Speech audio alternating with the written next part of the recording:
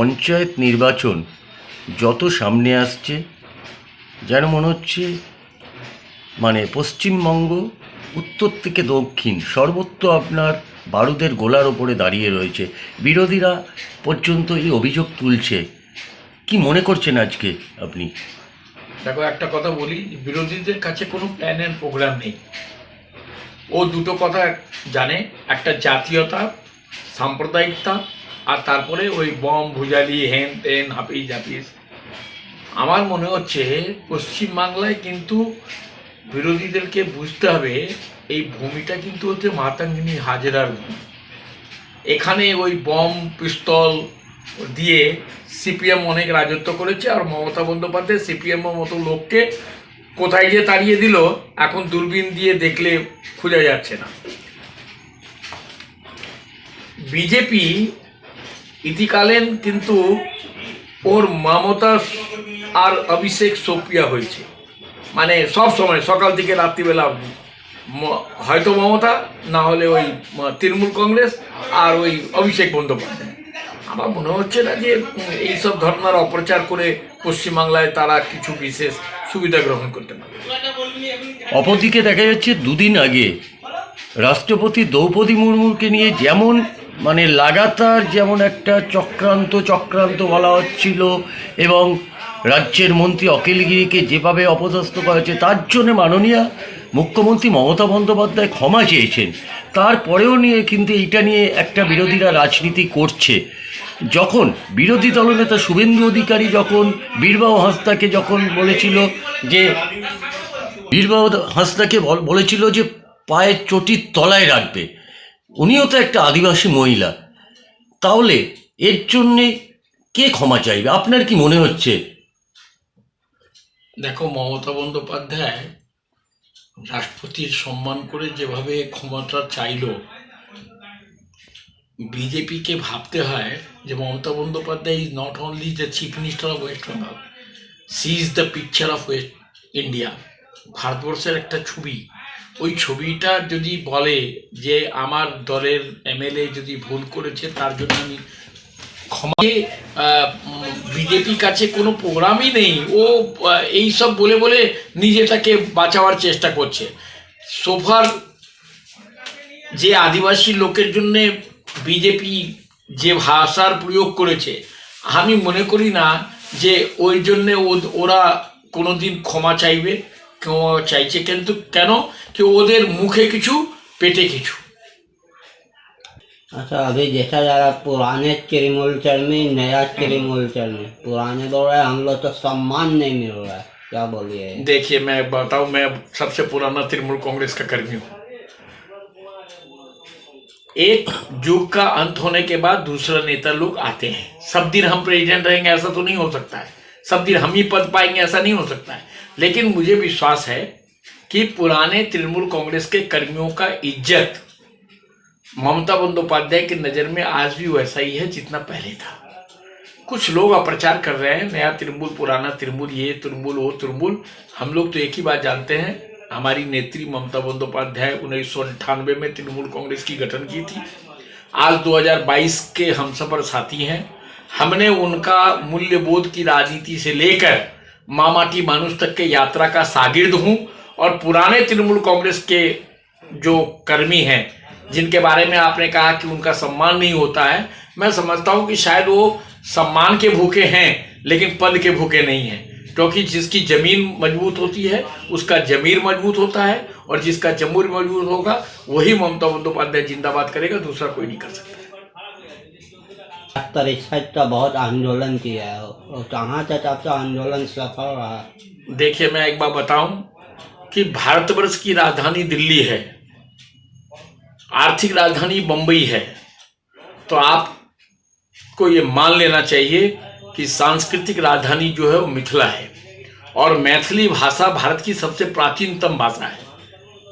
It is the oldest language of India. पश्चिम बांगलाय थाकी, रवींद्र कबींद्रेर भूमिते आछि। आमी रवींद्र कबींद्रेर गीत गानटाके गाइছি, শুনছি, কিন্তু আপনাকে স্মরণ করিয়ে দিই যে Rabindranath Tagore himself expressed his view in his books कि I got inspiration to write Bangla पदावली फ्रॉम द पदावली ऑफ विद्यापति। तो मैथिली भाषा के बारे में जो भी काम मिथिला विकास परिषद के द्वारा हो रहा है, मैं समझता हूं कि शायद ये पश्चिम बंगाल की साहित्य और संस्कृति को जोड़ने के लिए काफ़ी है। और आपको मालूम होना चाहिए कि Darbhanga was the gateway of Bengal. Paschim Bengal की सांस्कृतिक राजधानी कलकत्ता है, उसी तरह मैथिली भाषा और बांग्ला भाषा की जो समानता है, मैं समझता हूं कि शायद इसको और मजबूती प्रदान करने की आवश्यकता। और यही कारण है कि मिथिला विकास परिषद के माध्यम से क्या बांग्ला हो क्या मैथिली हो, हम चाहते हैं कि बांग्ला और मैथिली की सांस्कृतिक एकता एक संग बनी रहे और इसकी सांस्कृतिक चेतना को हम उतना ही सम्मान करते हैं जितना मैथिली का करते हैं, उतना ही बांग्ला का भी करते हैं।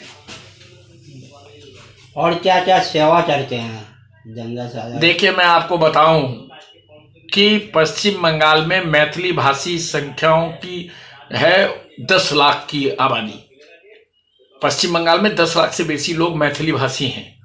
अगर पश्चिम बंगाल में रहने वाला हर जाति का लोग যদি বাঙালি হতে পারে, আমি মনে করি পশ্চিম বাংলায় যে মুসলমান ভাইরা মিথিলার আছে তারাও কিন্তু मैथिली भाषी।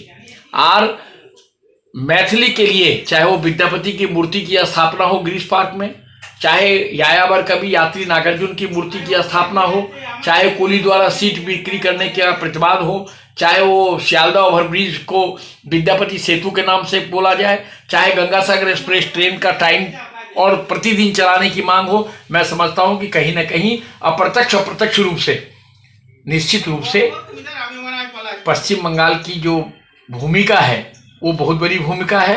और ममता बंदोपाध्याय की बहुत बड़ी भूमिका रही है पश्चिम बंगाल में मैथिली भाषियों की समस्याओं को निदान करने के लिए। आपको मैं उदाहरण दूं, प्राचीनतम भाषा मैथिली से শিডিউল इन लोकसभा যদি লোকসভায় দাঁড়িয়ে যদি বলে যে मैथिली ভাষাটাকে সংবিধানে রিকগনিশন দেওয়া যায়, এর থেকে বড় আর প্রমাণটা কি আমি দিতে পারবো।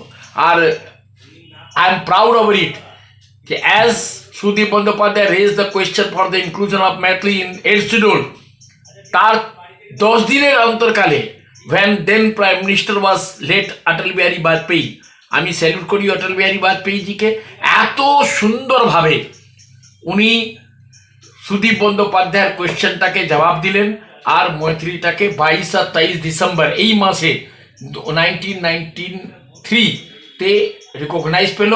এর থেকে বেশি আর তৃণমূল কংগ্রেস আমাদেরকে আর কি দেবে। সুদীপ বন্দ্যোপাধ্যায়ের আমি থ্যাঙ্কস করি, তাকে স্যালুট জানাই। সামনেই পঞ্চায়েত নির্বাচন, এবারে কোনো দল আপনার 1 ইঞ্চি জমি ছাড়বে না বলে জানিয়ে দিচ্ছে, অর্থাৎ বাংলা যার গ্রাম যার বিধানসভা তার। তো এবারে কি মনে করছেন? একদিকে আছে কংগ্রেস, একদিকে সিপিএম, একদিকে বিজেপি, কি মনে করছেন কতটা দাঁত ফোটাতে পারবে বলে? যারা বলছে জমি ছাড়বো না, তাদের কাছে জমি আছে তো আগে তাকে জিজ্ঞেস করুন যে তোমার জমি নেই, জমি ছাড়বে কোথায়? তোমার তো জমি নেই। যারা বিধানসভা ইলেকশনে বলেছিল যে ও দিদি ও দিদি ও দিদি, আমি মনে করি যে তারা ইম্পোর্টেড মালটাকে নিয়ে যদি জমি খুঁজতে যায়, যে এখন বিরোধী দলের নেতা, যার কথাটা আমি বলতে চাই না কোন দলের লোক, কখন যে তৃণমূল, কখন যে আবার চলে আসবে বিজেপিতে, কখন আবার বিজেপি থেকে জাম্প করে চলে আসবে, দেখুন না, সময় অপেক্ষা করুন না। মাটি খুঁজতে গেলে একটাই মাটি আছে, তার নাম হচ্ছে মমতা বন্দ্যোপাধ্যায়। সব শেষ আপনাকে একটা প্রশ্ন করছি, আর এক বছর বাদ অর্থাৎ 2024 লোকসভা ভোট, দিল্লির গতিতে কাকে, দিল্লির মসনদে কাকে দেখতে চাইছেন? প্রধানমন্ত্রীর দাবিদার অনেকেই রয়েছে, একদিকে বলছে নীতিশ কুমার, केजरीवाल जी है, साउथ के भी बड़े नेता है, जीजी भी है। কাকে কাকে প্রধানমন্ত্রীর এ দেখতে চাইছেন? আমাদের মৈথিলিতে একটা প্রভাব আছে, সব সাক্ষী ঝুমরি খেলা লুলিকায় হামু, যার হাত নেই পায়ে নেই সেও বলছে যে আমি নাচ করব। আমার মনে হচ্ছে ভারতবর্ষে একটাই বিন্দু, একটা হচ্ছে বিজেপি, অন্য বিন্দুটা হচ্ছে মমতা বন্দ্যোপাধ্যায়, তার দলের নাম হচ্ছে তৃণমূল কংগ্রেস, দ্যাটস অল। আর কই কেজরিওয়াল কোথায়, কেজরিওয়াল কোথায়, কে কোথায় আছে না আছে, we damn care about it. একটাই নাম, যদি টক্কর দিতে পারে মোদিকে, ও বলছে চায় বিক্রি করবো। চায় বিক্রি করতে করতে ও এখন দেশের কোথায় মূল্যবৃদ্ধি হচ্ছে তার জন্য কোনো টনক নেই। It is only leader whose name is Mamata Bandyopadhyay, যে মানুষের কথা বলতে নিজেকে উৎসর্গ করে তৃণমূল কংগ্রেসের জিন্দাবাদ করছে, আর ও ছাড়া অন্য কোনো বিকল্প নেই ভারতবর্ষে। অর্থাৎ এখানে অশোকজা বলেই দিলেন যে বিকল্প শক্তি বলতে কিছু নেই। অর্থাৎ পশ্চিমবঙ্গের মাননীয় মুখ্যমন্ত্রী দিল্লির মসনদে বসবেন এবং দিল্লি চালাবেন বলে উনি জানিয়ে দিলেন। অসংখ্য ধন্যবাদ। আমরা এই সাক্ষাৎকারটি আপনাদের সামনে সরাসরি সম্প্রচার করবো, তাই নজর রাখতে ভুলবেন না। থ্যাংক ইউ সংবাদ পরিবর্তনকে আর আমাদের যে আর্থিক টাইমস দুজনকে অসংখ্য ধন্যবাদ। আপনারা যেভাবে কোয়েশ্চেন জিজ্ঞেস করেছেন সেভাবে আমি জবাব দিতে পেরেছি, আর আমি উজ্জ্বল ভবিষ্যতের কামনা করছি। আপনারা খুব মানুষের কথাটাকে লোকের কাছে রাখবেন, এটাই আমার অনুরোধ, এটাই আমার পাওনা।